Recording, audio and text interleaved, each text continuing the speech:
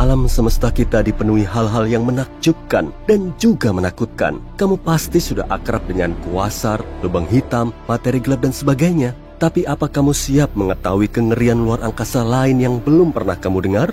Apa kamu ingin mengunjungi dunia teraneh di alam semesta? Oh iya, bukan aku loh yang membuat daftar ini, melainkan NASA sendiri. Selamat datang di galaksi kengerian, koleksi Halloween NASA yang menakjubkan. Mari ikut denganku dalam perjalanan ke beberapa planet dan tulis di kolom komentar planet mana yang menurutmu paling mengerikan. Pasang sabuk pengamanmu. Tujuan pertama kita adalah raksasa gas bernama Trace 2B. Letaknya 750 tahun cahaya dari kita. Jika memakai pesawat antariksa biasa, kita akan sampai di sana dalam 10 juta tahun. Trace 2B mengorbit sebuah katai kuning, bintang yang mirip matahari kita. Beratnya sekitar 1,5 kalinya Jupiter. Tapi apa istimewanya? Nah, kalau takut gelap, kamu pasti ogah ke tempat ini. Ini adalah planet malam abadi yang paling gelap dari semua planet yang kita kenal. Tapi letaknya tidak terlalu jauh dari bintangnya. Jadi, kenapa gelap? Masalahnya, permukaan Trace 2B memantulkan cahaya dengan lebih buruk dibanding batu bara. Oleh karena itu, tampak seperti tak ada cahaya sama sekali di sana. Kalau kamu terbang melintasi permukaan planet ini, rasanya akan seperti berjalan memakai penutup mata. Oh, sebentar. Sebenarnya ada cahaya di sana. Cahaya merah tua menakutkan yang mengelilingi permukaan planet ini. Cahaya ini diciptakan oleh atmosfer yang terbakar, yang membuat Trace 2B menjadi planet panas. Udara di sana bahkan lebih panas daripada lava. Oh, tapi kalau kamu kira itu sudah seram, biar kutunjukkan tempat berikutnya dalam perjalanan horor kita. NASA pun agak blak-blakan saat menamai planet ini. Tempat selanjutnya bukan cuma satu planet, melainkan 3 sekaligus. Letaknya juga lumayan jauh, 2300 tahun cahaya dari matahari. Kita bisa sampai sana naik pesawat dalam waktu sekitar 35 juta tahun. Ketiga planet ini berada di konstelasi Virgo, dan ketiganya sangat ringan, jauh lebih ringan daripada bumi. Ketiga eksoplanet ini dinamai Poltergeist, Draugr, dan Phobetor. Keren juga ya, alasannya adalah masing-masing planet ini akan segera menjadi hantu. Masalahnya, mereka tidak mengitari bintang, melainkan mengitari pulsar. Pulsar adalah bintang neutron yang berputar dengan medan magnet yang sangat kuat. Simpelnya, ini adalah bintang yang kelak akan meledak. Setelah meledak, pulsar biasanya memancarkan pulsa yang sangat kuat sehingga menyebabkan bintang berputar dengan kecepatan tak terbayangkan, yaitu beberapa ribu putaran per detik. Pada saat yang sama, pulsar terus memancarkan pulsar elektromagnetik yang memengaruhi apa saja di sekitarnya. Jadi kamu mungkin sudah menebak apa yang akan terjadi pada planet-planet zombie kita. Mereka secara perlahan dan bertahap dihancurkan di bawah pengaruh radiasi yang sangat besar. Suatu hari, planet-planet itu akan menghilang tanpa jejak. Planet mirip hantu yang mengorbit bintang mayat hidup. Yep, dunia zombie adalah nama yang cocok untuk mereka.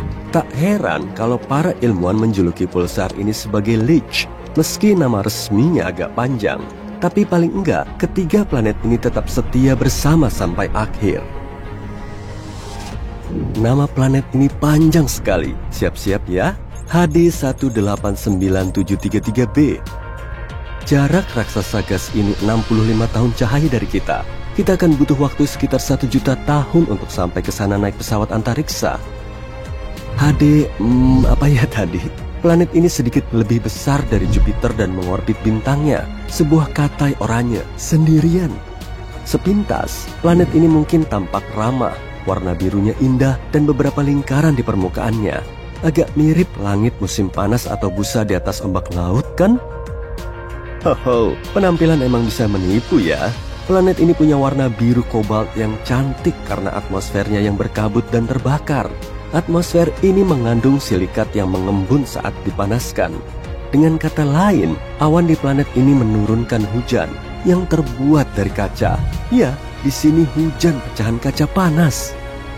Oh, dan kalau belum cukup, ada angin kencang di permukaannya yang bergerak dengan kecepatan 8.690 km per jam. Sebagai perbandingan, angin tercepat di bumi punya kecepatan 408 km per jam, sekitar 20 kali lebih lemah.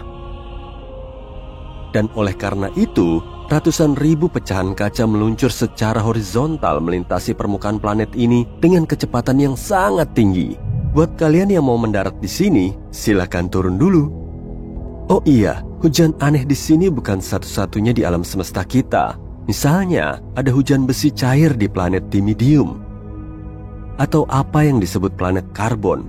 Keberadaannya belum terbukti, tapi jika memang ada, akan ada bertonton awan hitam beracun. Dan akan turun hujan bensin murni serta aspal cair panas di sana. Oh, selain itu, tetesan air hujan ini akan meledak saat menyentuh permukaan.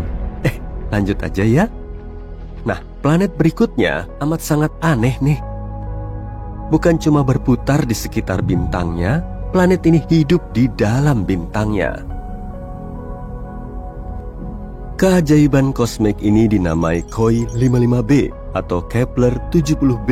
Planet ini sangat jauh dari kita, yaitu 4.000 tahun cahaya. Akan butuh waktu 70 juta tahun naik pesawat antariksa untuk ke sana.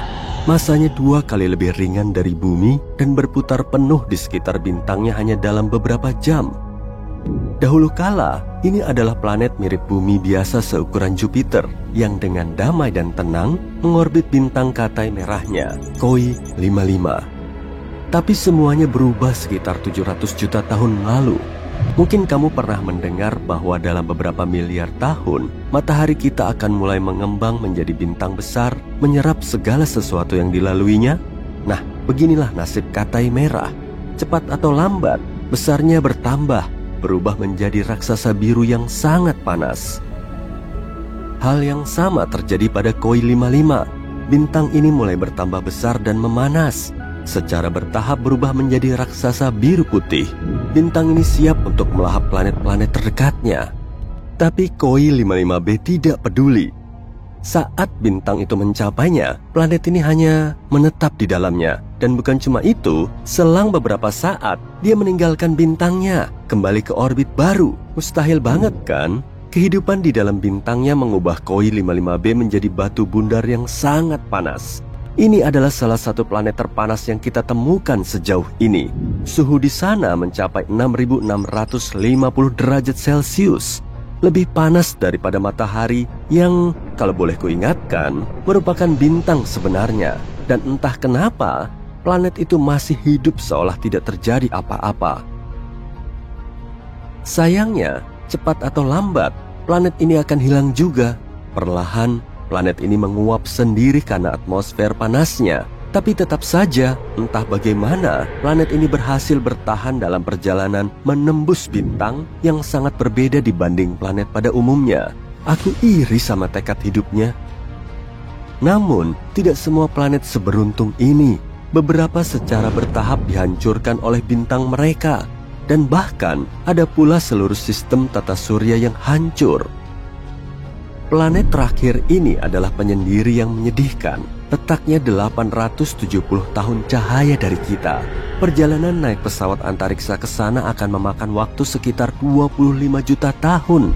Planet ini sekitar 1,5 kali lebih besar dari Jupiter. Ini adalah planet yang sangat kelam dan gelap. Raksasa gas terkutuk yang sangat mirip dengan Jupiter panas, yang mengorbit bintangnya sendirian. Pada saat yang sama, planet ini terletak. Oke, disinilah kamu di tengah samudra. Samudra ini tak berujung, tapi kamu tak bisa melihatnya karena ada kabut tebal di sekitarmu. Awan tebal menyembunyikan matahari yang besar, namun redup. Ini siang atau malam? Kamu nggak tahu, cuma ada kabut abu-abu di sekitarmu. Kamu sendirian, meski kamu mencoba menyelam setelah beberapa jam, kamu masih nggak bisa melihat dasarnya. Dan begitulah planet air pada umumnya. Kedengarannya memang agak suram ya, tapi nggak seburuk itu kok. Dunia air ini lebih menarik daripada kelihatannya, jadi mari kita kenali lebih dekat. Planet samudra adalah planet yang sesuai tebakanmu, sebagian besar terdiri dari air, es, dan mungkin sedikit bebatuan. Coba ingat kembali samudra di bumi, kedalamannya yang mengerikan, Palung Mariana, dan lainnya. Nah, sekarang bisakah kamu menebak berapa banyak ruang yang dibutuhkan seluruh air di bumi? 0,025%. Benar. Sekarang coba bayangkan dunia yang terdiri dari 40-60% air. Kalau kamu menyelam ke sana, kedalamannya bisa lebih dari 95 km. Dibandingkan dengan ini, kedalaman 9,6 km, Palung Mariana kita nggak ada apa-apanya. Dan yap, tekanan di sana amat sangat besar, bisa mencapai 20.000 atmosfer bumi. Sangat menghancurkan. Meski terdengar menakutkan, mengetahui lebih banyak tentang planet-planet ini masih sangat menarik. Untungnya menurut perhitungan para ilmuwan, mungkin ada banyak planet seperti itu di galaksi kita. Jadi kamu nggak perlu pergi jauh-jauh, kamu bisa menemukan planet air ini di tata surya kita. Bukan planet tentunya, melainkan bulannya. Jupiter punya Ganymede dan Callisto, sementara Saturnus punya Titan dan Enceladus. Samudranya bisa mencakup hingga 30% masa bulan-bulan ini. Meski begitu, kita belum tahu apakah samudra ini tertutup lapisan es yang tebal atau tidak. Tapi kita telah menemukan beberapa planet samudra murni. Ini terjadi karena kondisi keberadaan planet-planet ini sangat spesifik. Misalnya, planet ini seharusnya berukuran 6-8 kali lipatnya bumi. Kalau lebih kecil, permukaannya akan berbatu. Tapi kalau lebih besar, itu akan berubah menjadi raksasa gas. Pada saat yang sama, planet ini harus berada di zona layak huni bintangnya.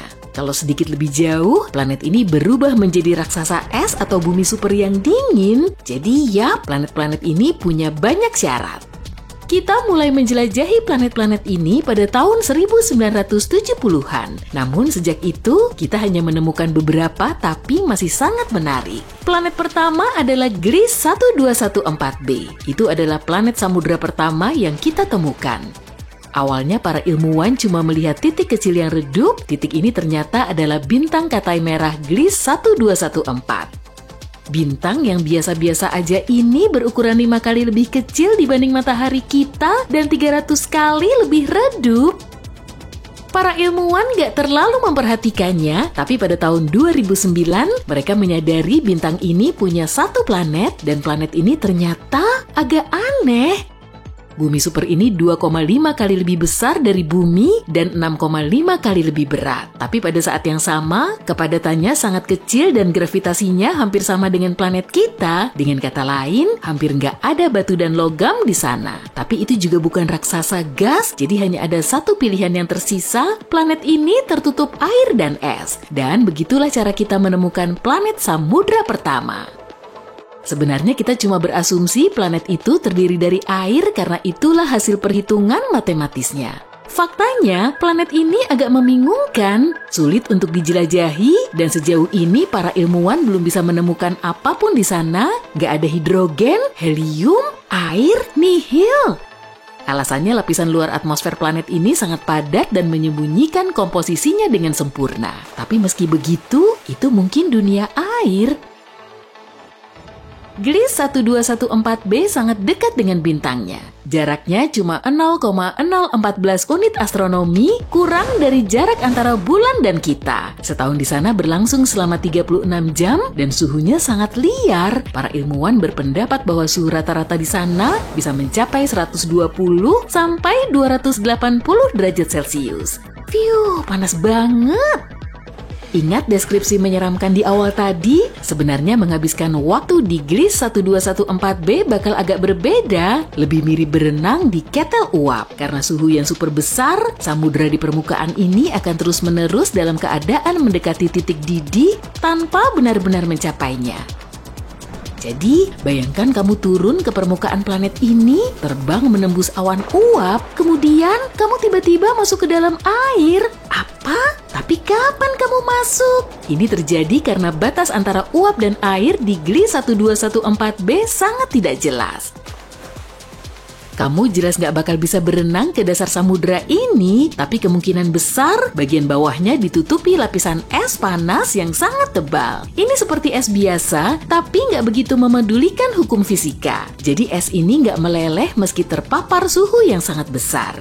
Dan ketebalan es ini bisa mencapai 4.800 km. Jadi, sekian cerita Gliese 1214b yang menyeramkan dan nggak ada Airbnb di sana. Nah, meski kita nggak bisa menjamin 100% bahwa ini adalah dunia air, kita masih punya kandidat lain untuk posisi ini. Planet yang baru ditemukan ini bernama TOI 1452b. Planet yang terletak di konstelasi Naga ini berjarak hampir 100 tahun cahaya dari kita. Planet ini ditemukan menggunakan teleskop TESS oleh sekelompok peneliti dari Universitas Montreal. Planet ini juga termasuk dalam kelas bumi super, ukurannya 7 kali lebih besar dari bumi, tapi 48 kali lebih berat. Sekali lagi, kepadatannya sangat rendah, karenanya para ilmuwan menduga bahwa hampir seluruh planet ini terdiri dari samudra raksasa. Di sini kita sedikit lebih beruntung nih. Dunia ini bukan cuma genangan air raksasa dan es tebal. Di planet ini mungkin ada permukaan berbatu jauh di bawah air seperti di samudra pada umumnya. Tapi jangan terlalu heboh dulu deh. Samudra ini bakal sangat berbeda dari yang kita kenal. TOI 1452b juga mengorbit Katai Merah kecil. Dan bukan cuma satu, melainkan 2 sekaligus. Pada saat yang sama, jika planet sebelumnya dekat dengan mataharinya, planet ini sebaliknya amat sangat jauh. Jaraknya 2,5 kali lebih jauh dari bintangnya daripada jarak Pluto dari matahari. Dan kecepatannya sangat tinggi, setahun di sana hanya berlangsung selama 11 hari. Tapi kita masih belum tahu banyak hal tentang planet ini. Kita mungkin akan mendapatkan informasi baru saat para ilmuwan mengamatinya dari teleskop James Webb. Nah, sekian ya. Bentar, kamu ngarep lebih banyak. Oke, kalau gitu aku tahu pertanyaan yang paling kamu nantikan.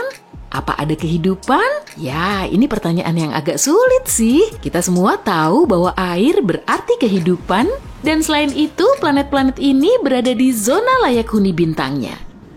Jadi, berpotensi, ya, mungkin ada kehidupan. Bukan peradaban penuh pastinya, melainkan bakteri, ikan, dan monster raksasa yang seram. Emang apa salahnya? Tapi ini agak mustahil. Air saja nggak cukup untuk menciptakan kehidupan meski sangat penting. Harus ada unsur mikro dan mineral di sana. Tapi sayangnya, untuk sebagian besar planet air, komposisinya hanya terdiri dari air dan es yang sangat tebal. Nggak ada mineral di sana. Tapi jangan nyerah, masih ada beberapa kemungkinan nih. Pertama, ada meteorit dan komet. Keduanya bisa membawa mineral yang diperlukan ke planet ini. Makin sering mereka menabraknya, makin tinggi kemungkinan.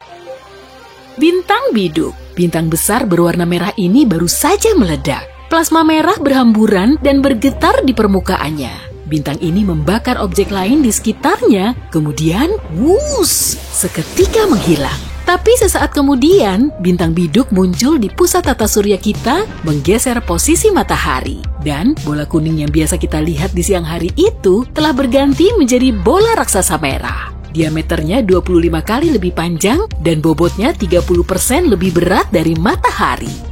Suhu bintang biduk memang lebih dingin dari matahari, tapi karakteristiknya bikin kita merinding. Jarak antara bumi dengan bintang ini 25 kali lebih dekat dari sebelumnya. Semua air di laut dan sungai mulai menguap, area yang dulunya jadi hutan hujan tropis seketika berganti rupa menjadi gurun gersang. Tapi senja dan pagi hari terlihat lebih cantik. Kalau kamu memandangi langit fajar dari atas gedung Empire State, akan muncul berkas sinar di atas cakrawala. Pancarannya sangat menyilaukan karena bintang biduk 110 kali lebih terang dari matahari. Kemudian, bintang ini naik ke atas langit. Bulatan di cakrawala semakin membesar hingga seisi langit cuma dipenuhi rupa bintang merah ini. Posisi bintang biduk terus mendekat sampai kamu bisa melihat badai plasma panas di permukaannya. Terjadi ledakan dan semburan massal secara berkala. Sejumlah materi tersembur dari permukaan bintang dengan kecepatan mencapai 2000 km per jam. Materi ini berbentuk melengkung dan menempel di kedua ujung bintang biduk. Kamu juga harus memakai pakaian luar angkasa super canggih agar bisa mengamati bintang terbit. Sedangkan kehidupan di bumi telah lama terhenti. Kondisinya terus memburuk karena tiap 8 hari sekali bintang biduk akan bertambah terang. Planet kita juga semakin menyerupai Venus. Posisinya sangat dekat dengan matahari dan suhunya juga terlalu panas sehingga tidak kondusif untuk menyokong terbentuknya kehidupan. Oke lah, selagi planet kita semakin dingin, gimana kalau kita taruh Proxima Centauri aja di pusat tata surya? Objek langit ini bukan bintang merah, tapi Katai Merah. Ukurannya hampir 7 kali lebih kecil dari matahari, sedangkan bobotnya hampir 9 kali lebih ringan. seisi laut dan sungai di bumi nggak akan menguap, tapi permukaannya beku. Hutan dan rimba diselimuti salju selama kurang lebih 1 minggu, suhu global di bawah 0. Saking gak kuatnya, tumbuhan yang berhabitat di tempat dingin pun mulai punah. Kebanyakan tumbuhan ini mengandalkan energi matahari, sedangkan ketersediaannya terus menipis. Tapi jauh di bawah lapisan es masih terdapat air. Suhunya terus naik karena terkena inti bumi yang panas. Mikroorganisme akan bisa bertahan hidup, bumi terlihat lebih redup layaknya senja yang terus datang. Bulan juga sangat sulit dilihat, dan parahnya lagi, satelit alami kita ini nggak bisa memancarkan cahaya sendiri karena cuma memantulkannya dari sinar matahari. Kalau Proxima Centauri jadi bintang induk kita, bulan akan terlihat sangat gelap.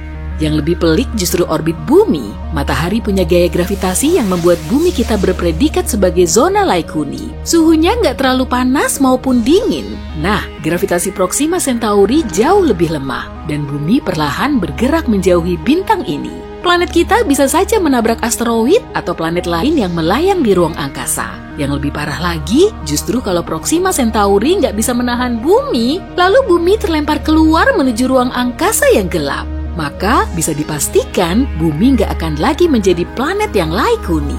Oke lah, kita ganti aja pusat tata surya kita dengan Sirius atau bintang paling terang di langit malam. Padahal ukurannya cuma 70% lebih besar dari matahari kita, tapi suhunya hampir 2 kali lebih panas. Jadi, selain terang, cahayanya juga sangat ngebul. Warnanya bukan kuning, tapi perpaduan antara putih dan biru. Saat berada di luar ruangan, kamu perlu pakai kacamata untuk melindungi matamu. Aspal jalanan juga pasti akan bergolak. Memangnya kamu mau keluyuran di luar rumah dalam kondisi seperti itu?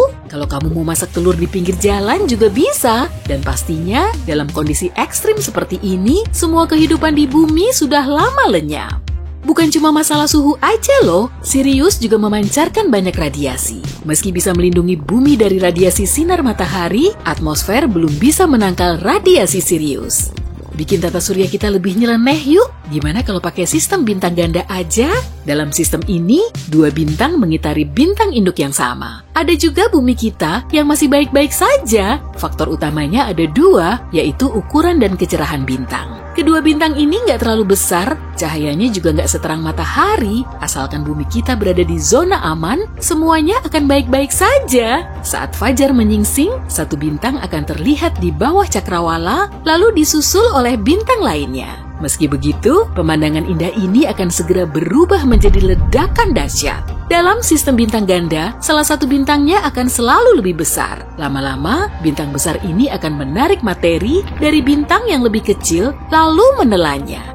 Bintang besar ini akan mencapai masa kritisnya, lalu meledak. Ledakannya hampir sekuat supernova dan mampu menghancurkan seluruh sistem tata surya.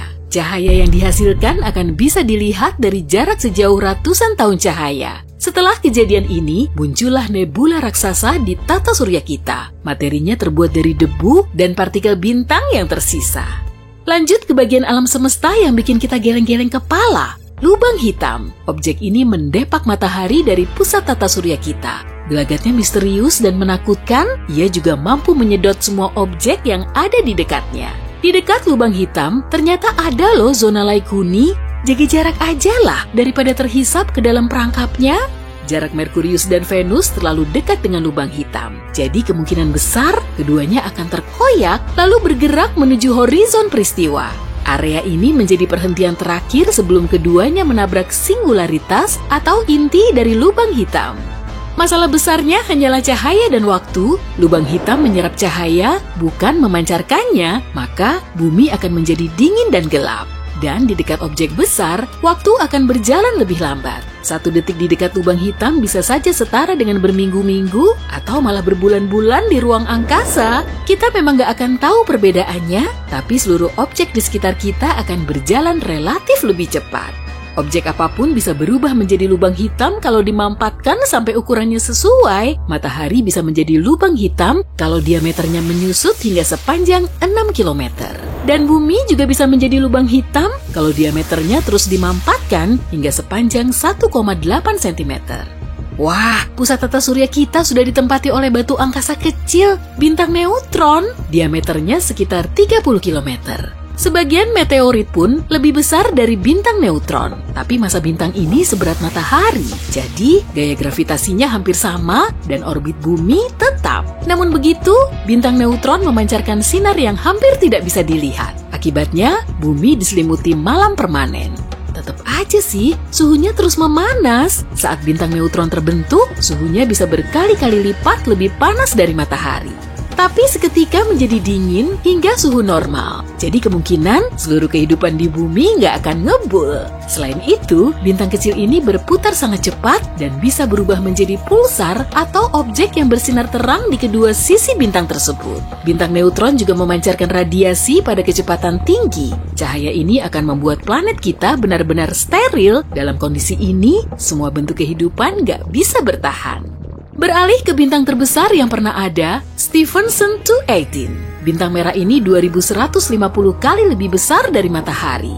Dan kalau kita menaruhnya di pusat tata surya kita, tepinya akan berada di orbit Saturnus. Maka, Merkurius, Venus, Bumi, Mars, dan Jupiter sudah tertelan oleh bintang raksasa ini. Saturnus, Uranus, dan Neptunus terpanggang dalam api seperti kacang panggang, kemudian akan langsung menguap. Hal ini juga bisa terjadi pada matahari kita, makin tua umurnya, makin merah dan besar pula penampilannya. Kemudian, bahan bakarnya atau hidrogennya akan habis. Matahari mulai membakar unsur intinya yang lebih berat, akibatnya matahari mengembang, lalu kita akan bisa menyaksikan pemandangan matahari terbit dan terbenam yang lebih indah. Tapi suhunya sangat tinggi. Menurut teori, matahari akan membesar dan menelan bumi, kemudian akan meledak dalam supernova tanpa menyisakan materi apapun. Lubang hitam mengoyak bintang-bintang raksasa. Bintang pulsar berputar luar biasa cepat dan memancarkan energi yang kuat. Nebula warna-warni dengan kembang api bintang yang baru. Galaksi dengan berbagai warna dan ukuran. Semua ini ditemukan dalam jagat raya kita. Tapi jagat raya tidaklah tanpa batas. Semesta punya batas, semacam dinding, dan di luarnya ada ketiadaan mutlak. Saat ini kita akan mengadakan perjalanan menuju dinding itu. Tapi pertama-tama, alam semesta kita seperti boneka Matryoshka. Kalau kamu membukanya, ada yang lebih kecil di dalamnya, yaitu galaksi. Di dalam galaksi ada boneka yang lebih kecil lagi, yakni tata surya kita, dan boneka terkecil adalah bumi. Masing-masing boneka ini punya batas yang akan kita lewati. Untuk itu, kita butuh pesawat antariksa yang besar. Pesawat ini juga harus bisa bergerak 100 kali lebih cepat dari kecepatan cahaya. Kamu memasuki pesawat dan menyalakan mesinnya. 100 km di atas permukaan laut adalah perbatasan pertama kita. Itu 10 kali lipat ketinggian terbang pesawat penumpang. Titik ini disebut garis Kármán. Garis ini memisahkan atmosfer bumi dengan luar angkasa. Sekarang kita terbang lebih jauh menuju tepi tata surya. Kita menyalakan mode hyperdrive dan terbang melintasi Mars, Jupiter, Saturnus, Uranus, dan Neptunus. Kita menempuh jarak 100 unit astronomi. 1 UA setara jarak dari bumi ke matahari. Dan inilah batas tata surya kita, heliosfer. Di sini, kecepatan angin surya turun dengan cepat. Pertama, angin turun dari 1.000.000 km per jam menjadi setara kecepatan suara. Lalu ada lapisan yang disebut heliopause. Disinilah angin surya hampir lenyap. Lalu, pesawat kita mengalami gelombang haluan. Disinilah kita merasakan angin antar bintang yang bertabrakan dengan batas tata surya kita. Saat melewati batas ini, kamu berada dalam kegelapan ruang antar bintang. Dan di sini, kamu bisa menemukan 2 objek buatan manusia yang melakukan perjalanan ini untuk pertama kalinya dalam sejarah, Voyager 1 dan Voyager 2. Voyager 1 melintasi perbatasan itu pada tahun 2004. Voyager 2 melakukannya di tahun 2007. Probe antariksa ini mengungkap bentuk heliosfer tidak bulat sempurna di sekeliling matahari. Batas selatannya 10 UA lebih dekat ke matahari dibanding batas utaranya. Nah, kita sedang bergerak di ruang antar bintang dan akan segera mendekati dinding batu di sekeliling tata surya kita. 200.000 UA ke depan, dan inilah dia. Dinding batu ini adalah awan Oort. Sebenarnya, ini adalah kumpulan asteroid yang mengelilingi dunia kita. Para ilmuwan berspekulasi awan Oort mungkin adalah sumber komet dan meteorit yang jatuh ke bumi. Tapi batuannya sangat jarang sehingga kita bisa terbang dengan mudah di sela-selanya. Sekarang kita berada dalam kegelapan total. Lebar Bima Sakti sekitar 106.000 tahun cahaya. Akan butuh miliaran tahun untuk menempuh jarak itu dengan roket konvensional. Tapi kamu terbang dengan kecepatan maksimal. Dengan piawai, kamu melewati berbagai bintang dan planet seolah-olah berada di arena balap. Dan dalam beberapa menit kamu sampai di tepi galaksi kita. Tidak ada lagi angin antar bintang. Yang kamu lihat hanya titik-titik terang di kejauhan. Titik-titik ini adalah galaksi besar. Kita harus melihat peta untuk membuat rute ke ujung alam semesta. Kamu ada di sini, di dekat galaksi Bima Sakti. Ini adalah bagian dari gugusan galaksi yang dinamakan Super Gugus Laniakea. Objek raksasa ini seperti jalan kecil di kota besar. Kalau diperkecil, kita akan melihat Super Gugus Centaurus Hydra. Ribuan galaksi di peta tampak seperti titik-titik kecil. Zoom out sampai maksimal. Inilah alam semesta kita yang bisa diamati. Kita mengira alam semesta tanpa batas, tapi kita mungkin punya bukti bahwa alam semesta ada batasnya. Di sini, 10 miliar tahun cahaya jauhnya dari rumah kita. Meski kamu bepergian dengan kecepatan cahaya, perjalanan ke sana akan butuh waktu 2 kali lebih lama dibanding umur planet kita. Selama masa itu, matahari akan memudar atau meledak seperti supernova, menghancurkan seluruh tata surya kita. Dan kalau kamu bisa berumur sepanjang itu lalu kamu pulang, kamu tidak akan bisa melihat galaksi kita lagi. Galaksi kita sudah lama bertabrakan dengan Andromeda dan telah melebur menjadi satu objek kosmik besar. Untunglah pesawatmu bisa membelokkan ruang waktu, sehingga perjalanan ini hanya butuh waktu beberapa detik saja. Boom! Selamat, kamu sampai di tujuan, yaitu Eridanus Super Void. Sebagian ilmuwan percaya lokasi ini adalah bukti tabrakan alam semesta kita dengan objek cukup besar sehingga meninggalkan bekas seluas itu. Eridanus Super Void adalah ruang kosong dan dingin seluas 1 miliar tahun cahaya. Jika kamu membayangkan ruang hampa ini sebagai cangkir, maka cangkir itu paling tidak bisa menampung 10.000 galaksi. Dan ruang ini muncul setelah kecelakaan berskala raksasa. Objek yang menabrak alam semesta kita adalah alam semesta lain. Ya, alam semesta lain mungkin saja ada. Bayangkan seluruh alam semesta kita sebagai gelembung raksasa yang berisi semua gugusan galaksi dalam alam semesta yang bisa diamati. Mungkin jumlah gelembung seperti itu tak terbatas dan mungkin saja terbentuk selama Big Bang. Alam semesta ini mungkin berbeda dengan alam semesta kita. Semesta itu mungkin punya galaksi dan nebula lain. Tapi gelembung-gelembung ini juga mungkin saja semesta paralel. Ini artinya, kalau kamu lebih memilih sereal daripada oatmeal di pagi hari, di alam semesta lain mungkin kembaranmu akan memilih oatmeal.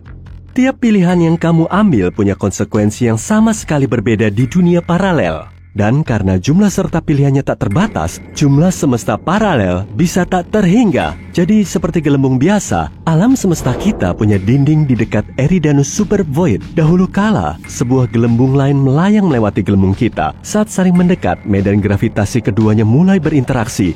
Dinding batas kita mulai berubah bentuk dan tertarik ke arah alam semesta lain. Hal yang sama juga berlaku di seberang sana. Lalu dinding kedua alam semesta ini bersentuhan.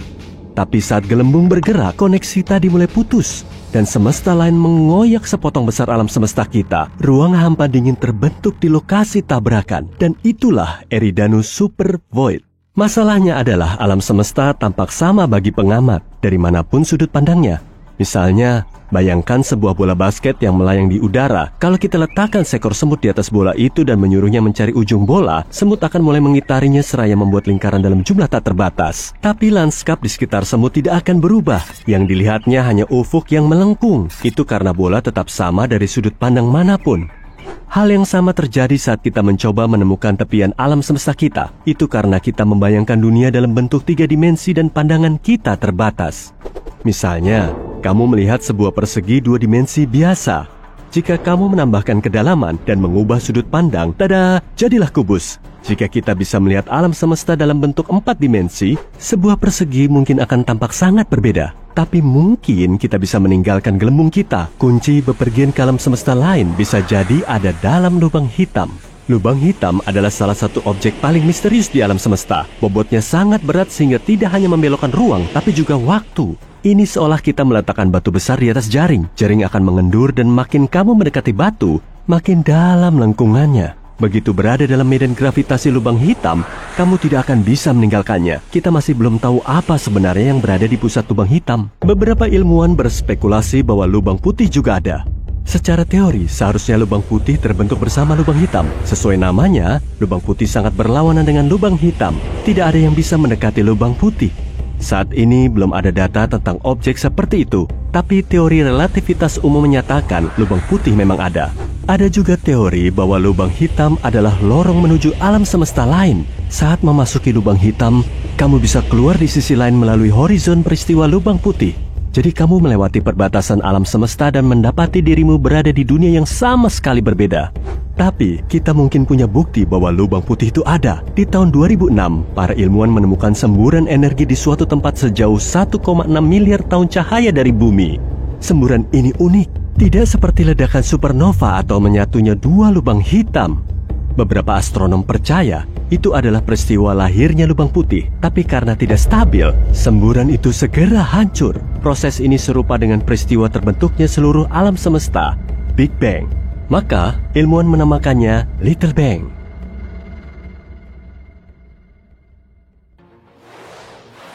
13,8 miliar tahun yang lalu, luar angkasa kita mengalami ledakan misterius. Peristiwa dahsyat ini telah melahirkan bintang, planet, asteroid, galaksi, dan objek luar angkasa lain. Kita semua pasti sudah familiar dengan teori Big Bang, tapi nggak ada yang tahu pasti kronologinya, asal-muasalnya, dan fase sebelum alam semesta ini terbentuk. Sebagian ahli meyakini alam semesta telah menyempit dan meluas sampai berkali-kali. Pada tahun 1991, seorang kosmolog dari Universitas Stanford bernama Andre Linde menerbitkan artikel. Dia berpendapat kalau alam semesta ini kemungkinan telah diciptakan di laboratorium. Menurutnya, peradaban maju di luar sana telah menciptakan alam semesta kita. Peradaban ini menghasilkan kosmos baru yang kemudian membentuk planet, bintang, dan makhluk hidup cerdasnya. 30 tahun kemudian, banyak ilmuwan mulai mempertimbangkan teori Andre. Mereka juga membahas hal-hal yang bisa kita lakukan untuk mencapai peradaban maju. Menurut teori ini, peradaban maju telah menambahkan teknologi yang bisa menciptakan alam semesta baru dari ketiadaan. Proses ini terjadi melalui quantum tunneling atau penerowongan kuantum, yaitu saat atom bisa muncul di seberang penghalang. Tapi menurut hukum fisika kita, hal seperti ini nggak mungkin terjadi. Jadi begini contoh kecilnya, kamu nggak akan bisa ngelewatin tembok tinggi di hadapanmu tanpa bantuan tangga atau nyari jalan lain kan? Masa iya tiba-tiba kamu bisa menembusnya kayak hantu? Di dunia kita, hal ini nggak mungkin terjadi. Tapi, peradaban yang lebih maju mungkin bisa melakukannya karena mereka tahu cara membuat semesta baru. Dalam skala kosmik saat ini, mungkin kita termasuk peradaban kelas C, jadi kita nggak tahu cara memunculkan kembali suatu hal. Misalnya, saat bumi sudah kehilangan matahari sebagai bintang induknya. Kalau berhasil menjadi peradaban kelas B, mungkin kita akan belajar menyesuaikan kondisi supaya bisa hidup mandiri dari matahari. Artinya, kita akan bisa hidup tanpa kehadirannya. Kemudian, setelah naik level ke kelas A, kita akan tahu cara nyiptain kondisi kosmik dan ngebentuk kosmos kita sendiri di laboratorium. Kita mempersepsikan dunia ini dalam bentuk 3 dimensi. Ada timur dan barat, utara dan selatan, serta atas dan bawah. Ada juga dimensi waktu yang bikin kita bisa ngebedain antara masa lalu dan masa depan. Dimensi kelima akan merepresentasikan satu dimensi ruang lain. Teori keberadaannya pertama kali diusulkan pada tahun 1920 yang terinspirasi dari teori gravitasi Albert Einstein. Menurut teori ini, ruang dan waktu dibelokkan oleh materi dan energi. Kita nggak bisa ngelihat 4 dimensi ini, tapi bisa tahu pergerakan dan efeknya pada gravitasi. Kemudian, ada aspek lain seperti gaya elektromagnetik dan kekuatannya lebih dari 1000 kali lipatnya gravitasi. Kekuatan ini bisa ngejelasin proses yang terjadi dalam dimensi ruang, dan dimensi kelima terdistorsi secara kasat mata karena kita nggak bisa mengamatinya. Konsep ini terdapat dalam teori dawai yang menganggap alam semesta ini seperti dawai super kecil dari massa dan energi, jadi bukan sebagai partikel. Massa dan energi ini bergetar dalam ruang dan waktu 10 dimensi karena 6 dimensinya tergulung ke ukuran yang lebih kecil dari atom tunggal. Dengan begini kita bisa menganggap alam semesta seperti pulau 3D yang melayang-layang dalam ruang dan waktu 10 dimensi. Selain itu, dimensi kelima mungkin bisa jadi penjelasan yang sangat pas agar kita lebih memahami soal materi gelap. Materi tak kasat mata ini punya massa, tapi kita nggak bisa melihatnya. Materi biasa juga nggak bisa berinteraksi dengannya. 85% dari total materi di alam semesta kita ini terdiri dari materi gelap. Karena nggak cuma diam, alam semesta terus bergerak dengan menyempit atau meluas. Dulu, galaksi kita diperkirakan cuma ada 100 miliar, tapi ternyata ada lebih dari 1 triliun. Semua galaksi ini terus menjauh, makanya para ilmuwan menyatakan kalau alam semesta ini terus mengembang. Ada ruang hampa di sela-sela galaksi yang jaraknya bisa mencapai jutaan tahun cahaya. Kelihatannya sih kosong, tapi di situ kemungkinan ada lebih banyak materi daripada di dalam galaksi.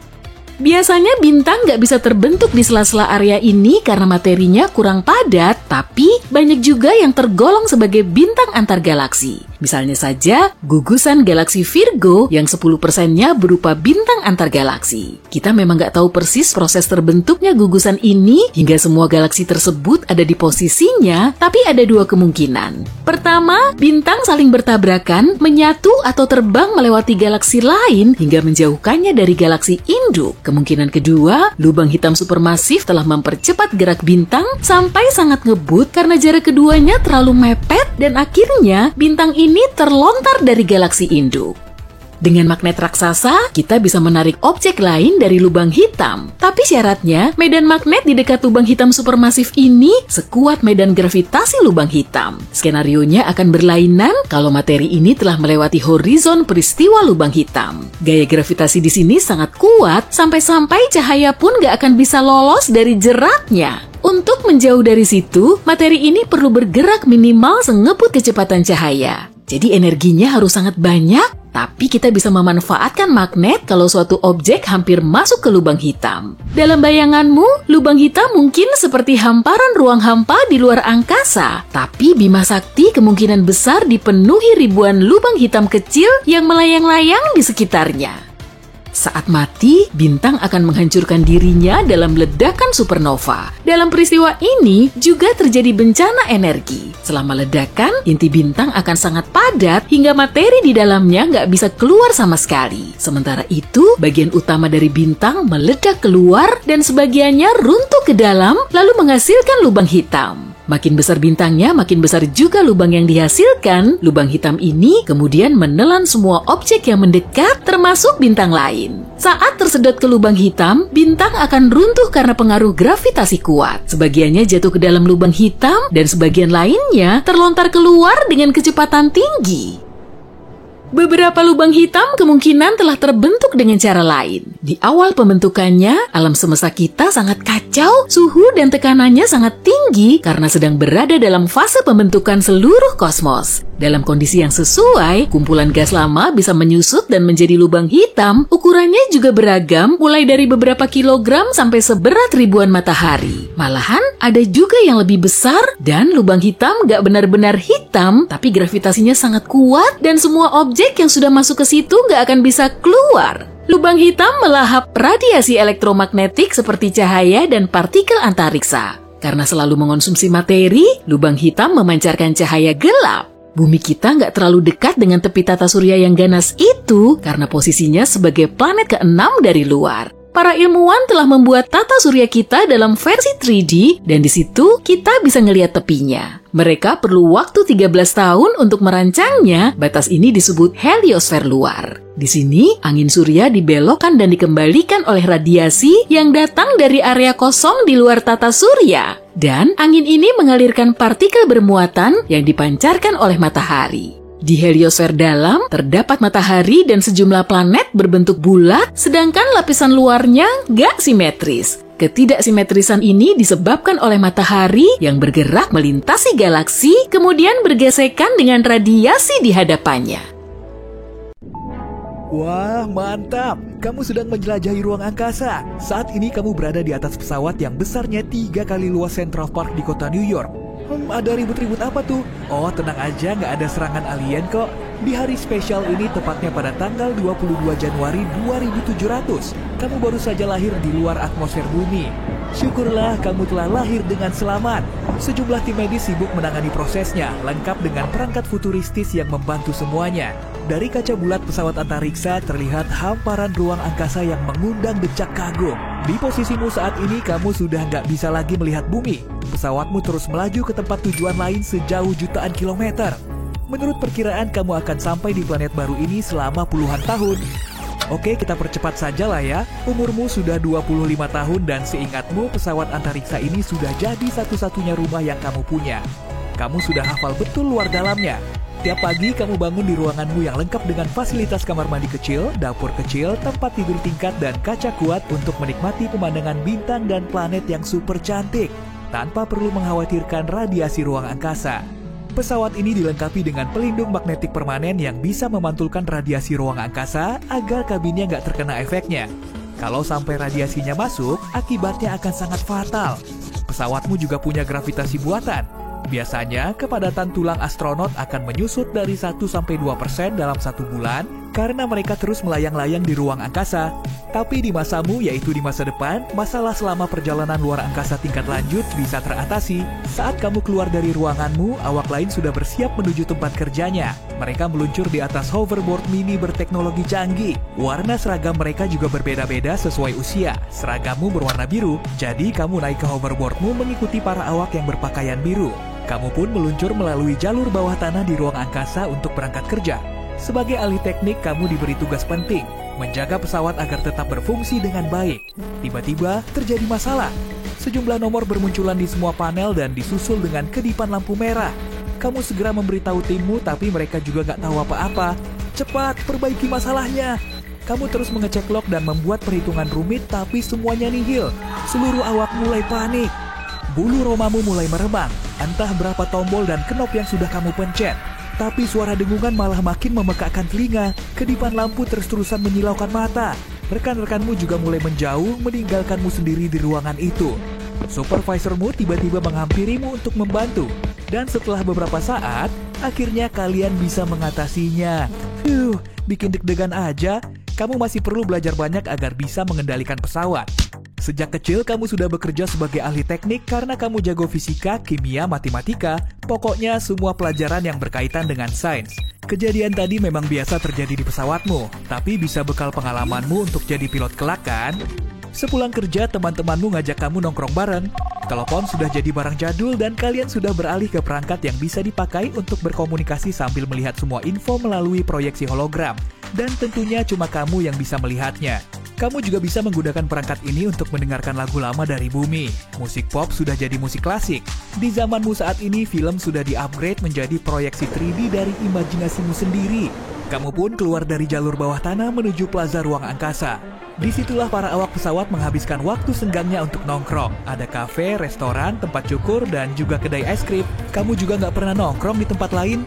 Sebetulnya pesawat ruang angkasamu sudah menjadi kota kecil yang dilengkapi dengan semua aspek penting di dalam masyarakat, termasuk biosfer hewan dan tumbuhan dari berbagai wilayah di bumi, hutan tropis mini, gurun mini, hutan hujan mini, dan sebagainya. Para biolog ingin menyehatkan semua awak sehingga mereka bisa merasakan sensasi tinggal di rumah sendiri. Ya, meskipun kamu sendiri belum pernah menginjakan kaki di bumi sih, kakimu terus melangkah di tengah sabana liar. Ada gazelle berlarian tuh. Terlihat juga sekawanan wildebeest dan sekelompok singa yang mencari mangsa.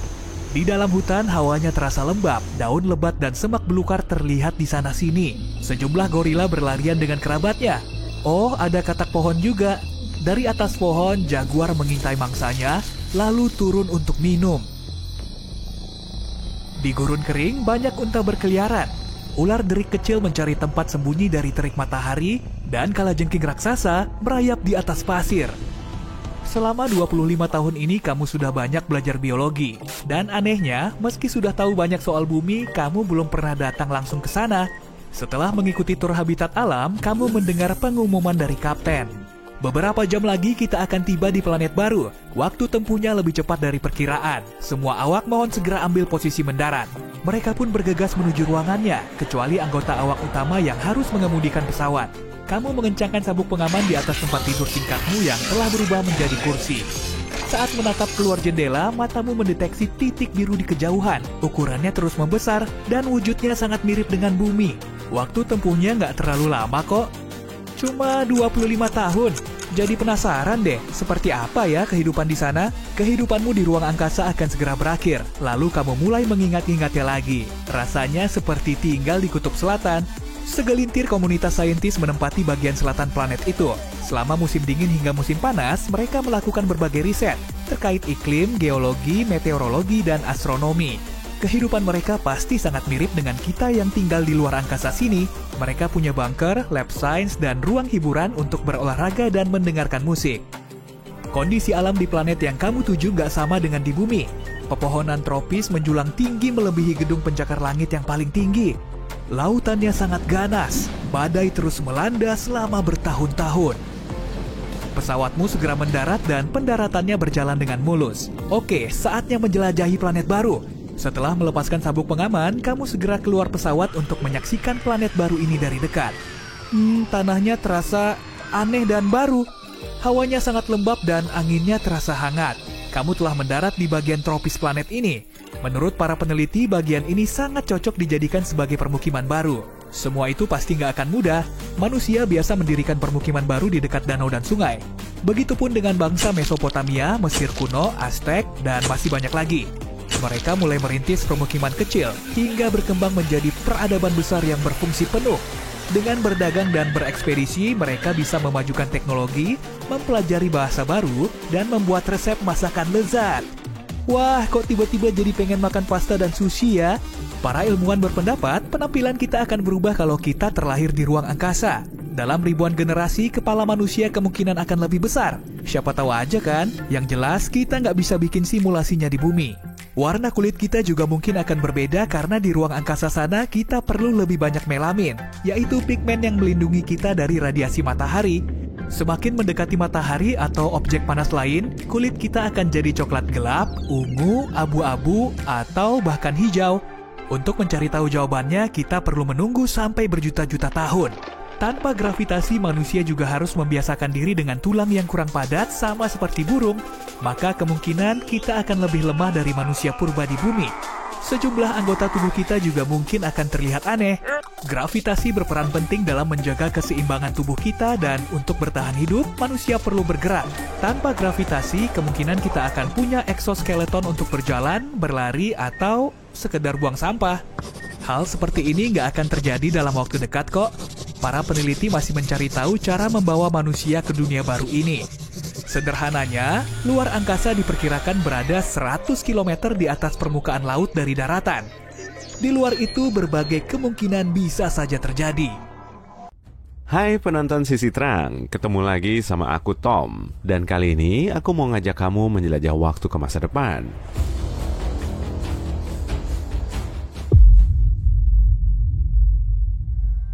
Semisal hari ini kamu berulang tahun dan seluruh kerabatmu ikut ngerayain. Totalnya ada 562 orang. Mantap!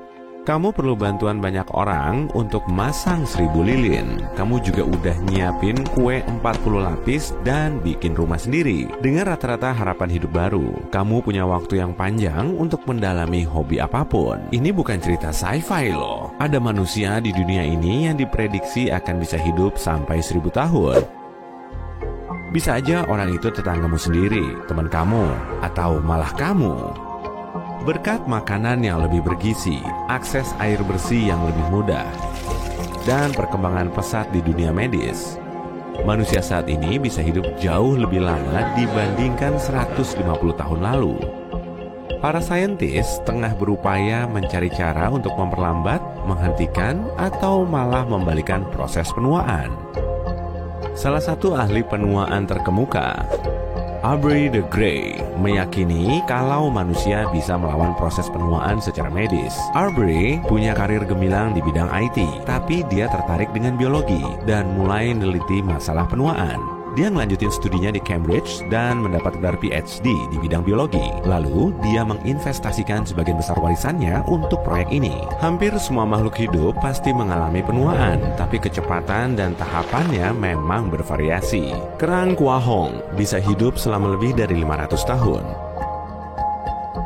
sedangkan lalat capung betina cuma punya siklus hidup kurang dari 5 menit. Para saintis sudah bisa memperpanjang masa hidup berbagai organisme seperti ragi, cacing, lalat buah, dan mamalia kecil berkat adanya rekayasa genetika dan terapi sel induk. Semua makhluk hidup juga punya kesamaan susunan kimia. Jadi kemungkinan strategi yang sama bisa diterapkan pada manusia.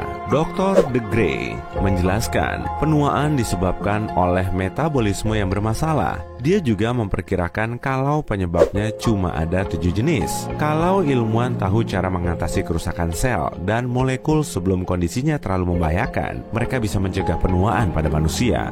Dr. De Grey meyakini mereka akan bisa mengatasi masalah ini pada tikus dengan menghentikan proses penuaannya selama 10 tahun dengan terapi sel induk. Setelah prosesnya selesai, mereka perlu nunggu 15 tahun lagi untuk nyari solusi yang sama pada manusia. Sel induk bisa memberi sel baru pada tubuh selagi tumbuh, sehingga mampu mengganti sel dan jaringan yang hilang atau rusak secara alami pada tubuh kita. Hal ini bisa terjadi karena sel induk terus terbagi dan prosesnya juga terus berulang. Selain itu, sel induk mengandung materi genetik yang bisa berubah menjadi sel lain. Malahan, sel induk dewasa sudah digunakan untuk mengobati sejumlah kondisi. Menurut teori, ada teknologi yang bisa dipakai untuk mengambil dan mindahin untai DNA, sekaligus bisa nambahin dan ngilangin untainya. Prosesnya akan serumit ngumpulin 850 buku Shakespeare cuma buat ngedit salah satu hurufnya. Rekayasa DNA nantinya akan bisa mencegah proses penuaan dan memperpanjang umur. Tiap kali melakukan terapi, pasien akan lebih sehat. Organ, saraf, dan tulang mereka juga lebih muda.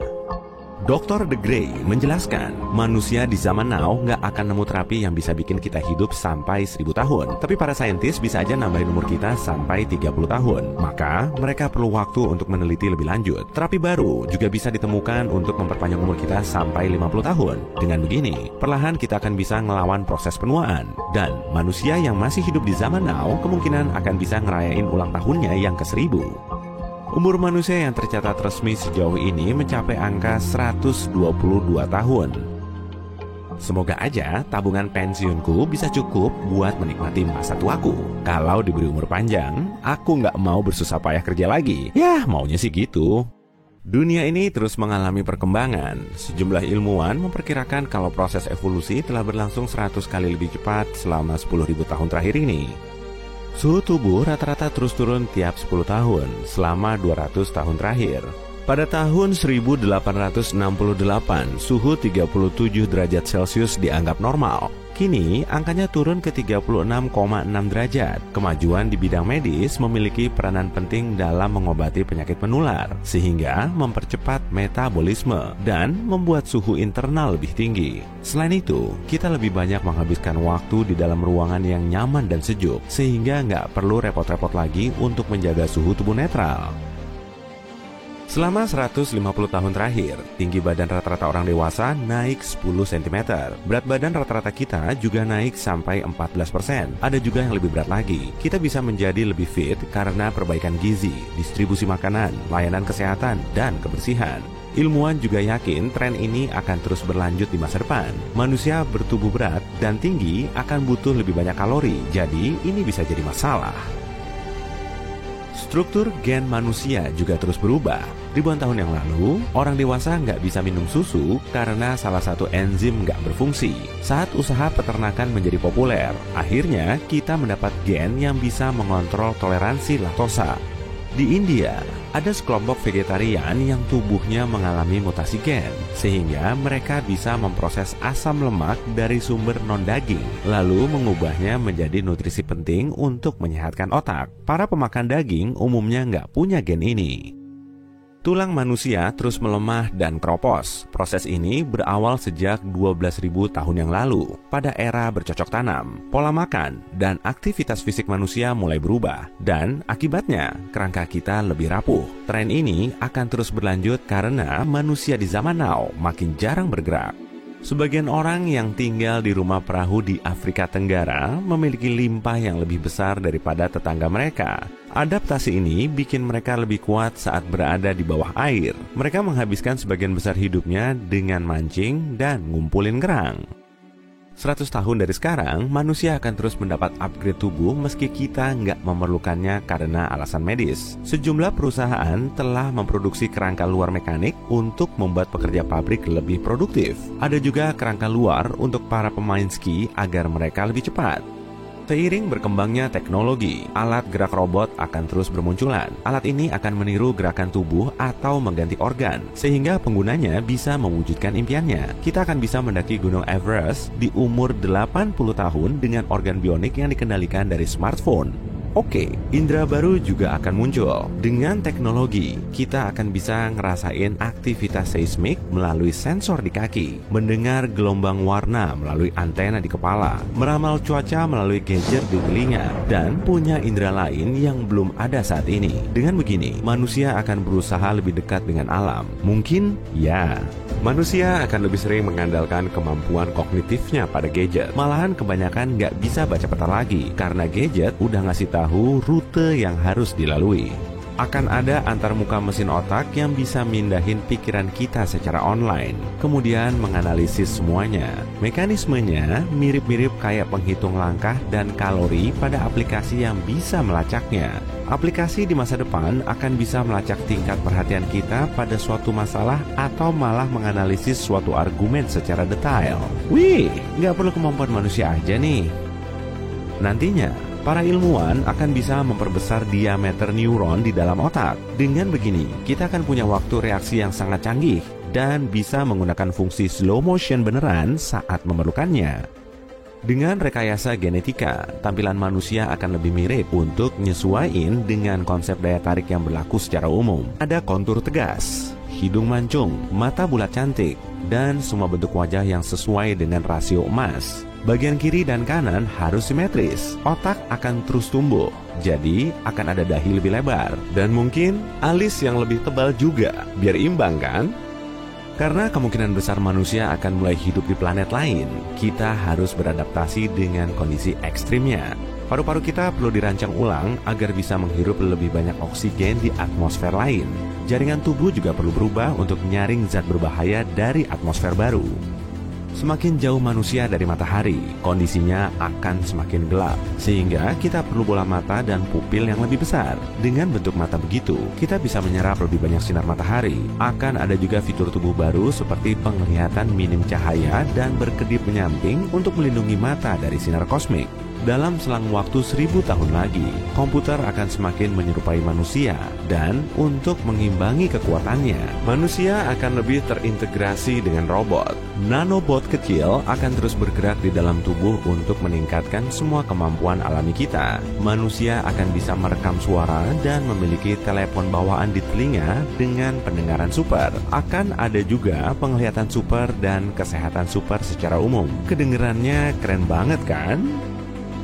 Dengan menyatukan pikiran manusia dan komputer, kita akan punya kemampuan otak super. Dengan begini, kita akan bisa nyelesain perhitungan paling rumit dengan cepat, atau nyari korelasi dan fakta di dalam pikiran. Kita juga nggak perlu lagi ngetik pesan, karena komunikasi dengan orang lain bisa dilakukan melalui sinyal listrik dan transmisi pikiran langsung. Manusia akan berubah menjadi spesies antar planet. Mars kemungkinan besar akan jadi hunian baru kita. Manusia baru yang lahir di Mars akan lebih tinggi daripada penghuni bumi. Gravitasi bumi 3 kali lebih kuat daripada di Mars. Dan cairan cerebrospinal akan lebih banyak, sehingga tulang belakang kita lebih panjang. Manusia kemungkinan besar akan hidup lebih lama. Untuk merealisasikannya, ilmuwan perlu nyari tahu caranya mendownload kesadaran ke dalam mesin. Mereka juga udah nyoba mindahin kesadaran di kalangan hewan. Nah, gimana menurutmu? Kalau menurutku kok agak nyeremin ya.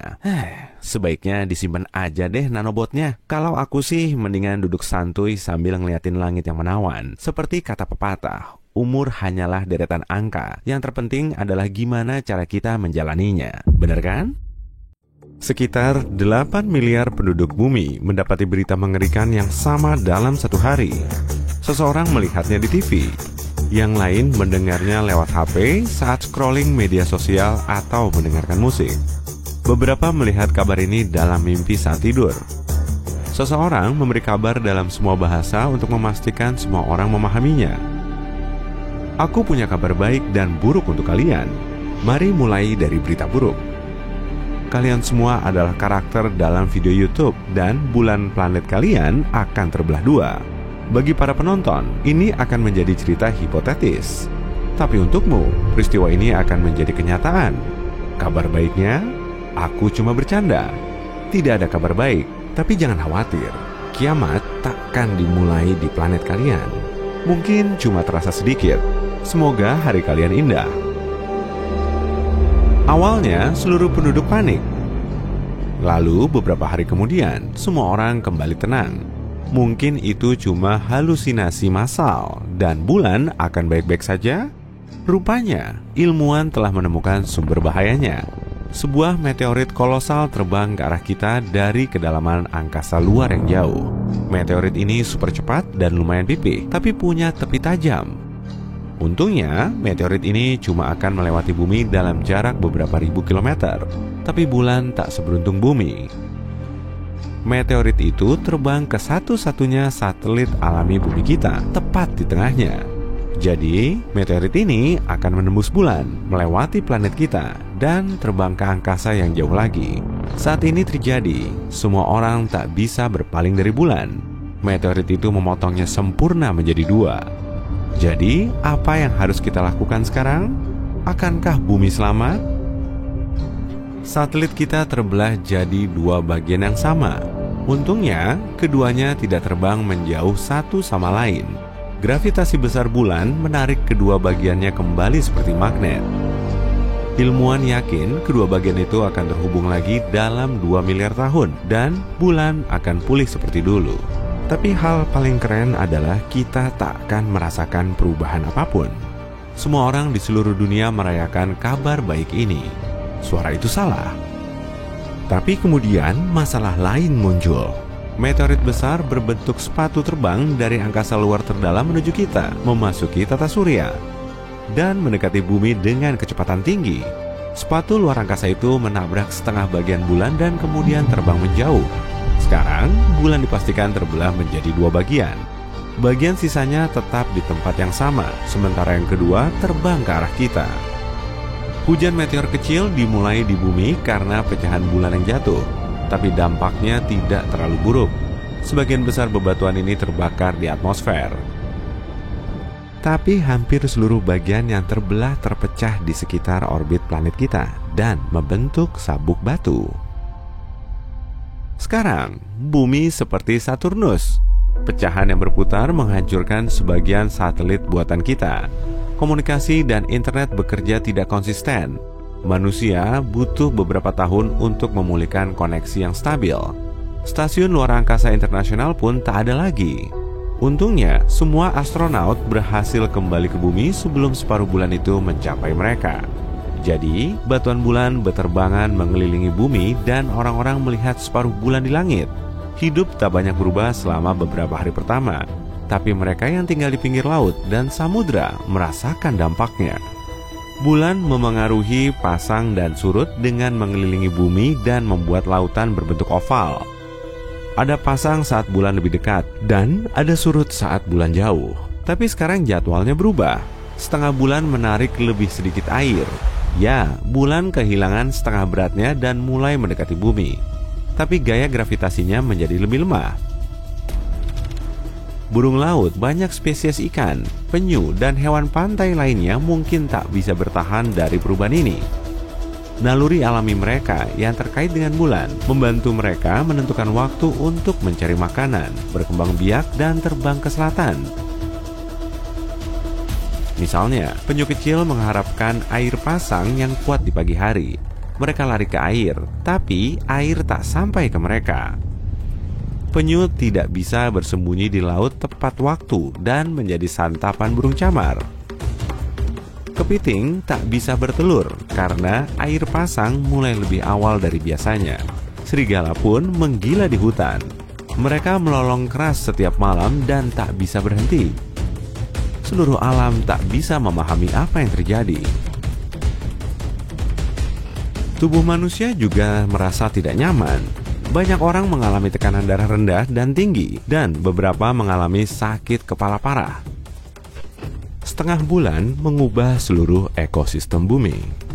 Beradaptasi dengan kondisi baru akan memakan waktu beberapa puluh atau mungkin ratusan tahun.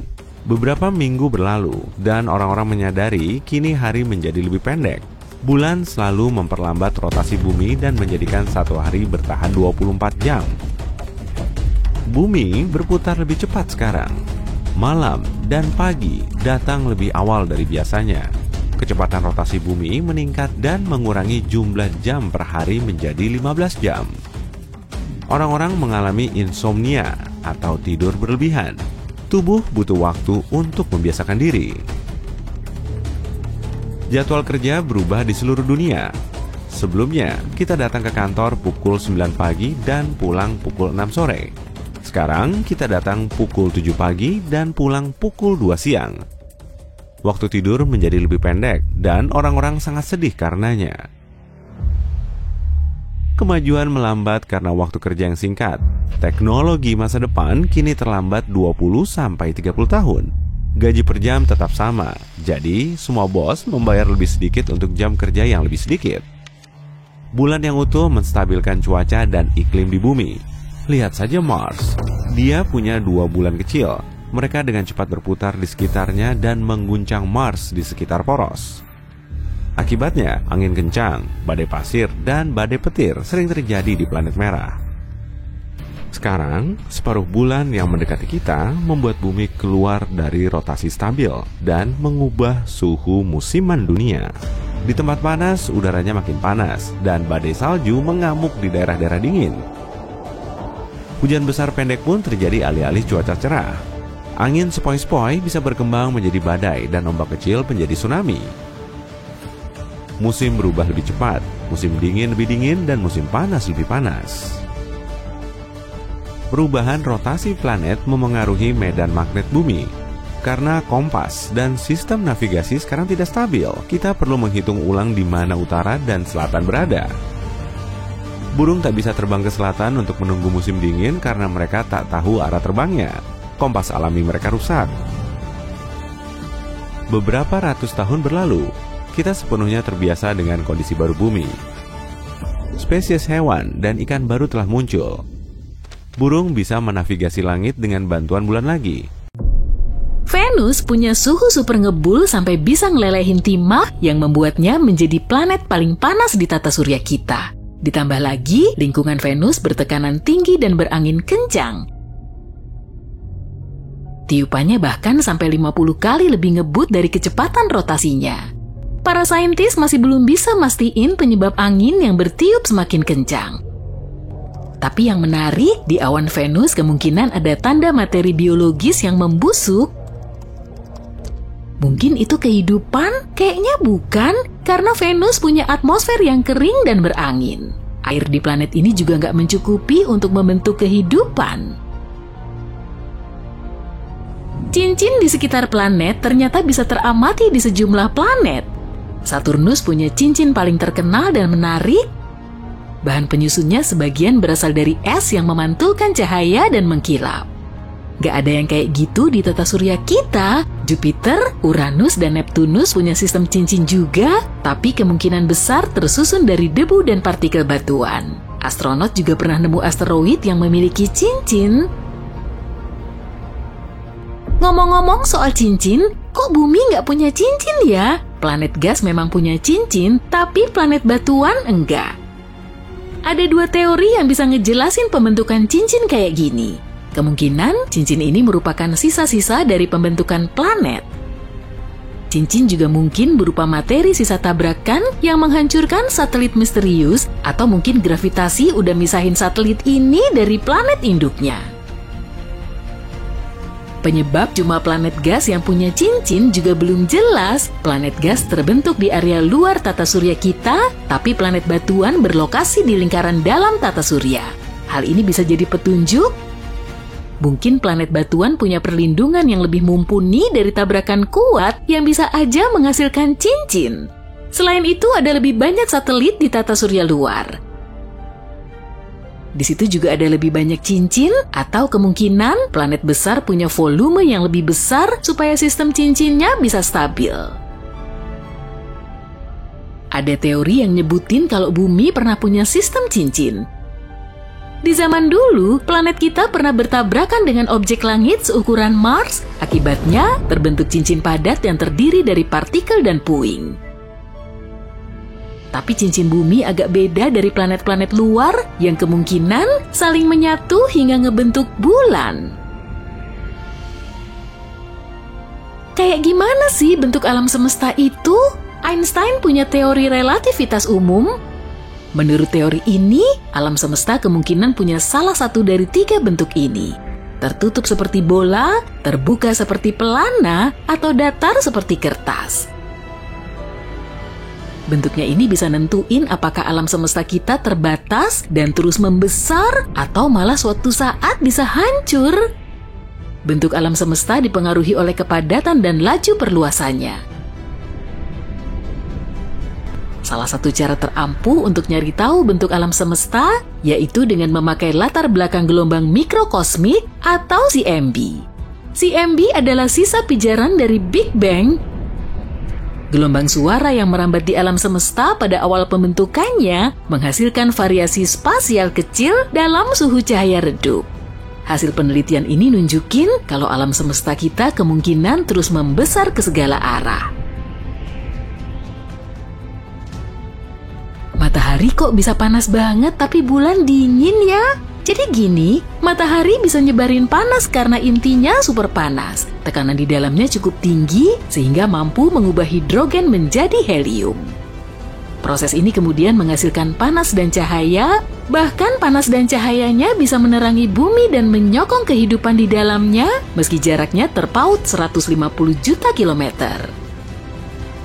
Tapi bulan nggak panas karena nggak punya atmosfer, jadi satelit alami kita ini nggak bisa menyerap cahaya matahari seperti bumi. Siang hari di bulan, suhunya bisa mencapai 100 derajat Celcius. Tapi karena nggak ada atmosfer, suhunya akan ngedrop di malam hari sampai minus 173 derajat Celcius. Matahari sih emang panas, tapi area di sekitarnya dingin banget. Jadi intinya, panas adalah energi yang terkandung pada suatu objek, sedangkan suhu adalah tingkat panas pada suatu objek. Dengan begini kita bisa tahu objek tersebut terasa panas maupun dingin. Saat kamu mindahin panas ke suatu benda, suhunya akan naik, tapi kalau panasnya hilang, suhunya ikut turun. Panas bisa berpindah melalui proses konveksi, konduksi, dan radiasi. Konveksi umumnya terjadi pada zat cair dan gas, sedangkan konduksi terjadi pada zat padat. Suhu cuma mempengaruhi materi, dan luar angkasa sangat minim partikel karena di sana hampir vakum. Makanya perpindahan panasnya jadi kurang efektif, panas di luar angkasa cuma bisa berpindah melalui radiasi. Saat panas matahari mengenai suatu objek dalam bentuk radiasi, atom penyusunnya akan menyerap energi. Melalui proses inilah, energi bisa mindahin atom, kemudian menghasilkan panas. Suhu benda di luar angkasa nggak berubah dalam waktu lama, sehingga benda dingin akan tetap dingin dan benda panas akan tetap panas. Benda di luar atmosfer bumi yang terpapar cahaya matahari langsung akan memanas sampai 120 derajat Celcius. Tapi, benda di luar angkasa yang mengelilingi bumi tanpa terpapar matahari langsung memiliki suhu 10 derajat Celcius. Atmosfer kita ngelepasin molekul yang membuat matahari menaikkan suhunya. Banyak orang pernah mengira di luar angkasa sangat minim air. Tapi ternyata di seluruh tata surya kita ada air dalam bentuk es, misalnya di asteroid dan komet. Air juga ada di kawah Merkurius dan di sisi gelap bulan. Di Mars aja kita bisa nemu es beku di kedua kutubnya dan di bawah debu permukaannya. Air ini mungkin belum mencukupi untuk menyokong koloni manusia di atasnya, tapi tetap aja penemuan ini cukup menggembirakan. Benda langit lain di tata surya kita juga punya es, misalnya planet Katai Ceres dan salah satu satelit Saturnus. Satelit Jupiter Europa bisa jadi salah satu kandidat yang paling mungkin memiliki kehidupan. Di bawah permukaannya yang beku dan retak, kemungkinan ada laut. Dan jumlah airnya diperkirakan mencapai 2 kali lipatnya lautan di bumi. Satelit terbesar Saturnus, Titan, juga punya siklus cairan, tapi bukan berupa air. Siklus ini menggerakkan materi di antara permukaan dan atmosfernya. Jadi di awal prosesnya, siklus ini mirip kayak siklus air di planet kita. Danau Titan yang luas ternyata juga mengandung etana dan metana. Kedua senyawa ini kemungkinan berada di atas lapisan air. Jarak Neptunus ke matahari 30 kali lebih jauh dari bumi ke sang bintang. Makanya panas dan cahaya yang mengenai planet ini lebih sedikit, tapi panas yang terpancar ternyata lebih intens daripada yang didapat. Akibatnya atmosfer Neptunus jadi lebih kompleks, apalagi kalau dibandingin dengan Uranus. Jarak Uranus ke matahari memang lebih dekat, tapi pancaran panasnya kurang lebih sama kayak Neptunus. Tiupan angin di Neptunus super ngebut dan kecepatannya mencapai 2.400 km per jam. Belum ada yang tahu penyebabnya. Mungkin karena kontraksi gravitasi, energi dari intinya, atau matahari. Semoga aja misteri ini bisa segera terungkap ya. Kamu bisa ngebayangin es panas nggak? Hal ini bisa terjadi di eksoplanet yang jaraknya 33 tahun cahaya dari bumi loh. Planet ini punya sejumlah unsur air pembentuk es yang bisa ngebul. Es di sana berwujud padat karena pengaruh tekanan, tapi suhu permukaannya sangat ekstrim dan bisa mencapai 300 derajat Celcius. Karena itulah airnya jadi super panas, kemudian menguap. Bisa kebayang nggak ya kayak apa wujud es kopi tapi kopinya terus dipanasin?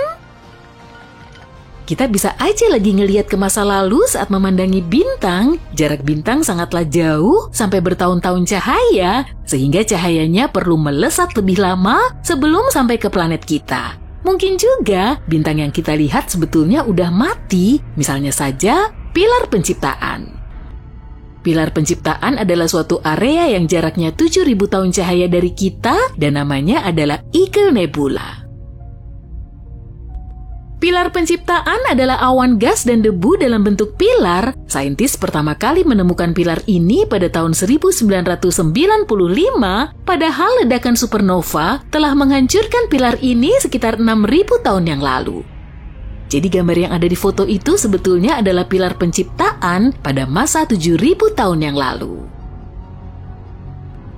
Sejauh ini Mars punya gunung berapi terbesar di tata surya, ukurannya lebih besar dari Hawaii dan 100 kali lebih besar dari gunung berapi terbesar di bumi. Planet merah ini kelihatan sangat tenang, tapi dulu permukaannya dipenuhi banyak gunung berapi. Karena gravitasi di Mars jauh lebih lemah daripada di bumi, ukuran gunung berapinya jadi besar banget. Selain itu, kerak di bumi terus bergerak, sedangkan kerak Mars kemungkinan enggak.